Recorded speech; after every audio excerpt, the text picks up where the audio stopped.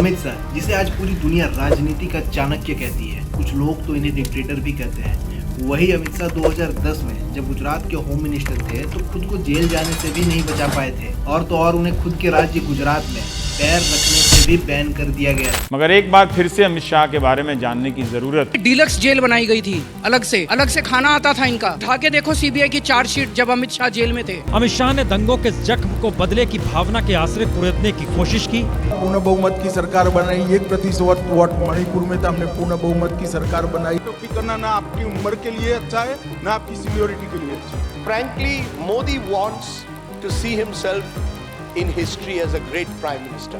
He's practitioner of the most ruthless brand of politics. Amit Shah ने politics में अपना career RSS के स्टूडेंट विंग अखिल भारतीय विद्यार्थी परिषद के साथ 1983 में करा, और जब वो अपना पहला इलेक्शन कॉलेज में लड़ रहे थे तो उस इलेक्शन की एक बड़ी दिलचस्प कहानी। ऑपोजिशन में एनएसयूआई की तरफ से एक फीमेल कैंडिडेट खड़ी थी और अमित शाह को इलेक्शन में अच्छी खासी टक्कर दे रही थी, एंड फीमेल होने की वजह से मोस्टली जितने भी कॉलेज में फीमेल्स थी उनका भी वोट उन्हीं के पास जा रहा था। They ring up or send messages to all the parents that don't send your daughters tomorrow to college on election on voting day. And you know what, राजनीति में अमित शाह बचपन से ही चतुर थे, and what he did next इसकी सारे female students के घर वालों के नंबर निकाले और उन्हें कॉल किया गया या उनके घर में किसी के थ्रू मैसेज भेजा कि कल लड़कियों को कॉलेज ना भेजें क्योंकि कल कॉलेज में इलेक्शन के कारण वायलेंस हो सकता है। As it turns out, 50 girls don't land up. Amit Shah wins by 25 votes. This is where they come from.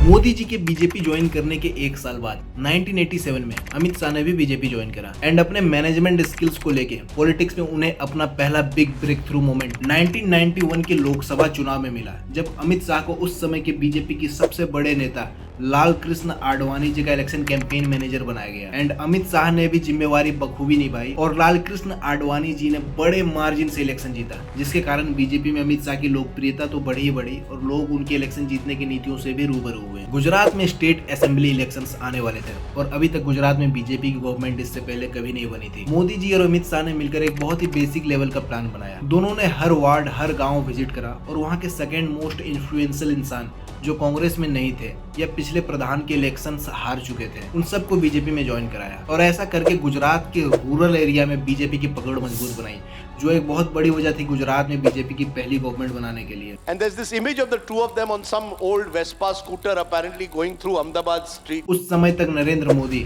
Gujarat BJP के जनरल सेक्रेटरी बन चुके थे और अपने इन्फ्लुएंस का यूज कर केशुभाई पटेल, जो उस समय गुजरात के सीएम थे, उनसे कहकर अमित शाह को गुजरात स्टेट फाइनेंशियल कॉर्पोरेशन का चेयरमैन बना देते हैं। आप नोटिस करो, इन दोनों की कहानी या दोस्ती जो भी है कुछ ऐसी है कि बिना एक का नाम लिए दूसरे की कोई भी बात हम कंप्लीट कर ही नहीं सकते। बट मोदी जी की पॉपुलैरिटी बढ़ते देखते हुए उस समय गुजरात के सीनियर लीडर्स को पसंद नहीं आई और उन्होंने मोदी जी को दिल्ली भेज दिया। इस समय तक अमित शाह गुजरात में मोदी जी के सबसे ज्यादा ट्रस्टी पर्सन बन चुके थे। उधर मोदी जी 1997 में दिल्ली में बीजेपी हेडक्वार्टर्स में काम करते हुए अमित शाह को बीजेपी की तरफ से सरखेज से एमएलए का टिकट दिलवाते हैं, जो इलेक्शन वो बड़े आराम से जीत जाते हैं। और साल 2002 में नरेंद्र मोदी के नेतृत्व में जब गुजरात असेंबली इलेक्शंस में बीजेपी की सरकार बनती है, नरेंद्र दामोदर दास मोदी, उसमें अमित शाह सबसे ज्यादा मार्जिन से जीतने वाले कैंडिडेट बनते हैं और ये यंगेस्ट मिनिस्टर बनते हैं मोदी जी के गवर्नमेंट में। एक समय तो ये गुजरात गवर्नमेंट की 12 पोर्टफोलियोज को संभाल रहे थे, और इन बीतते वर्षों में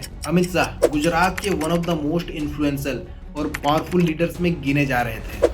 एंड अमित शाह और नरेंद्र मोदी दोनों नेशनल लेवल लीडर्स के रूप में उभर के बाहर आ रहे थे। साल 2010 में अमित शाह गुजरात के होम मिनिस्टर थे और उन्हें 2005 में हुए सोहराबुद्दीन शेख के एक्स्ट्रा जुडिशियल किलिंग के मामले में सीबीआई अरेस्ट कर ली। अरेस्ट क्यों हुए वो जानने से पहले जान लेते हैं आखिर सोहराबुद्दीन था कौन और इस पूरे केस का टाइमलाइन क्या है और कैसे कैसे घटनाएं घटी। तो सोहराबुद्दीन एक अंडरवर्ल्ड क्रिमिनल था जिसके लिंक्स अब्दुल लतीफ और अंडरवर्ल्ड किंगपिन दाऊद इब्राहिम से भी कनेक्टेड थे। 1995 में एक रेड से इसके घर में 40 AK-47 गन्स मिली और जिस समय इसकी हत्या हुई थी उस समय भी इसके ऊपर 60 से ज्यादा क्रिमिनल केसेस पेंडिंग थे।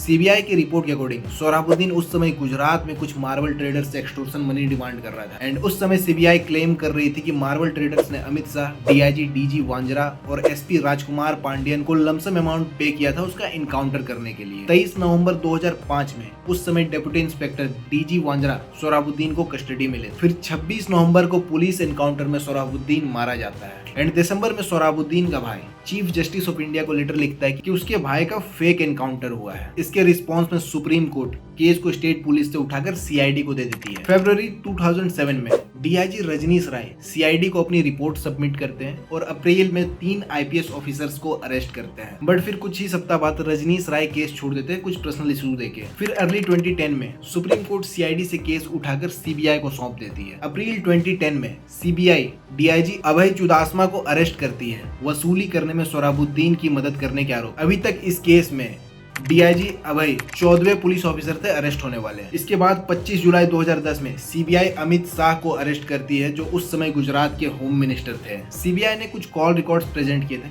जो यह बतला रहा था कि अमित शाह उन ऑफिसर से डायरेक्ट टच में थे जब सोहराबुद्दीन इनकाउंटर को अंजाम दिया गया था। दिल्ली लीजिए, राजस्थान ले लीजिए, ये सब स्टेट हमसे बहुत ज्यादा संख्या में, मतलब कई गुना ज्यादा संख्या में एनकाउंटर वहां पर हुए।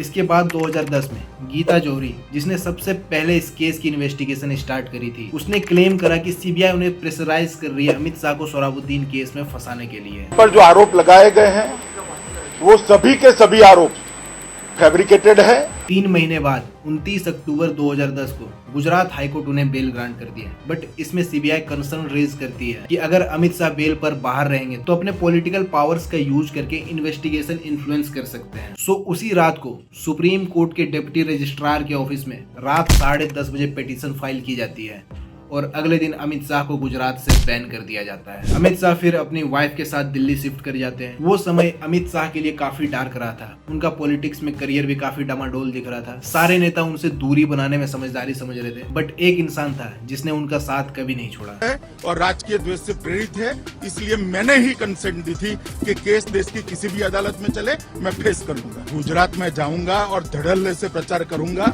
और कांग्रेस को मुंह तोड़ जवाब दूंगा। 2 साल बाद 2012 में सुप्रीम कोर्ट ने गुजरात में उनकी एंट्री को अलाउ कर दिया। इसके बाद अमित शाह ने 2012 विधानसभा में पार्टिसिपेट करा और नरनपुरा में भारी मात्रा से जीते। 2014 में सीबीआई की स्पेशल कोर्ट ने उन्हें पूरे केस से डिस्चार्ज कर दिया। 2013 में जब मोदी जी को बीजेपी की तरफ से प्राइम मिनिस्टर कैंडिडेट के लिए चुना गया, उस समय से अमित शाह का भी इन्फ्लुएंस पार्टी में काफी ज्यादा बढ़ गया। जो सोहराबुद्दीन केस के कारण उनका करियर डाउन जा रहा था, उसमें मानो एक नई जान सी आ गई। और उनका इलेक्शन कैंपेन का ट्रैक रिकॉर्ड देखते हुए बीजेपी उन्हें उत्तर प्रदेश में जनरल सेक्रेटरी का चार्ज देती है। और ये बहुत बड़ी बात थी क्योंकि यूपी भारत का सबसे बड़ा राज्य है। कुल 543 सीट्स में से 80 लोकसभा सीट्स होती है यूपी में। In general 15% Lok Sabha seats UP से ही है। और अमित शाह ठहरे गुजरात के रहने वाले हैं। उन्हें 2013 में बीजेपी यूपी का जनरल सेक्रेटरी बनाती है। बट अमित शाह फरवरी 2012 से ही उत्तर प्रदेश की राजनीति समझने में लग चुके थे और एक्सपेक्टेशन से भी ज्यादा सीट्स हासिल करी और अपने पॉलिटिकल करियर को वापस से ट्रैक पे लेके आए। इसके बाद अमित शाह ने ना खुद कभी पीछे मुड़कर देखा, ना बीजेपी को कभी मुड़कर पीछे देखने दिया। जुलाई 2014 में बीजेपी अमित शाह को बीजेपी प्रेसिडेंट बनाती है और बीजेपी प्रेसिडेंट बनते ही अमित शाह ने सबसे पहला काम किया पार्टी को एक्सपेंड करने का। और 1 साल के ही अंदर इन्होंने बीजेपी में 7 करोड़ से भी ज्यादा मेंबर्स को ऐड कर दिया। 2014 से 2018 तक बीजेपी अपने गोल्डन फेज में थी।